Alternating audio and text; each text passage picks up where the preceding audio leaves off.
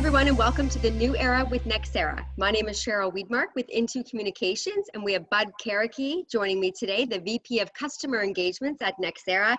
And our topic today is around the productivity gap that exists within most service teams. So welcome, Bud. Thank you for joining us today. Before we get into specific discussions around the gap, let's start by talking about technician time accountability. What is it, and why does this matter so much? Well, technician time accountability is really, technicians have a skill set of fixing machines. And they should either be traveling to a location or fixing a machine at least 85% of the time. So what the time accountability measurement is really measuring the time the technician is actually doing one of those two items and making sure he's doing it 85% of the time. And if not, what is he doing? So why does this matter? Why would dealers care about this? Well, manpower, or what we call human capital, really is the most expensive resource when it comes to a dealership. So measuring and managing this cost are very, very important for profitability. Technicians have really certain freedoms because they don't have to report to an office, typically their home office, at 8 o'clock in the morning where a supervisor watches them walking in. That doesn't mean they shouldn't be showing up at a place to fix a machine at 8 or 8:15 in the morning and leaving at a normal time, 4:30 or 5 p.m. Today, 20% of the top 20% of our customers manage this to a point of 94% of productivity, which is a large number compared to the average, which is below 80%. So that really accounts for about 32 hours per month per tech lost every single month. And that's pretty expensive.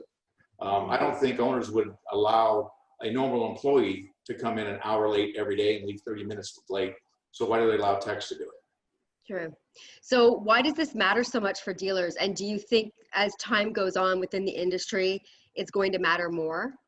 Well, historically, the industry's been very profitable and allowing for this waste of manpower. I think now with the declining prints, what we've had with the coronavirus and things that are happening, now's no better time to really start watching the time accountability and making sure that you're staying on top of it so you can be more profitable. For those that are watching and they're looking to do some analytics and they want to do some measurements on benchmarks in the industry and comparing themselves to that, where would they begin, and how would you describe industry benchmarks when it comes to this topic?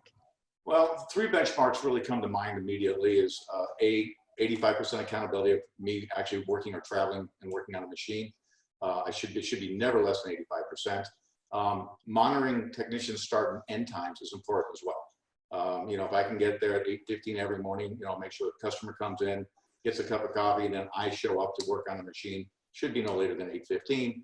And then really your average call durations compared to your end of day and beginning of day. What we see many times is that their average call day, let's just say 70 minutes, but their end call or their first call is always 20 or 30 minutes longer. Why is that? Well, they're showing up late and accounting for that first call of time to be added to it, or they're leaving early and adding more time to that last call of the day. So managing those averages is really important as well. So those are about the three I've come up with. So if you had to give one suggestion to either service leaders or operation managers when it comes to technician time accountability, what would that suggestion be?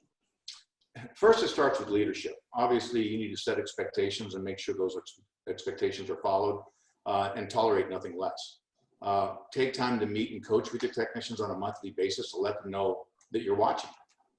Sit down with them if they have challenges with time accountability. Let them know what the expectations are, and monitor accordingly. And then set a goal for your service department. Setting a goal will allow you to get everybody on the same platform, trying to achieve the same goal. Publicize the accountability of every technician because peer pressure does have an effect on them. And just to add, this can all be done with kindness. It doesn't have to be heavy-handed. People are there to do a job and being paid to do that job. So those should be the expectations that you have from them. No, that's really good advice. Thank you so much for joining us today, Bud. Okay, thank you very much, Cheryl. Have a great day. Yes, thank you. For more information, you can visit the NEXERA website, and we'll see you next time on the New Era with NEXERA. Good, thanks.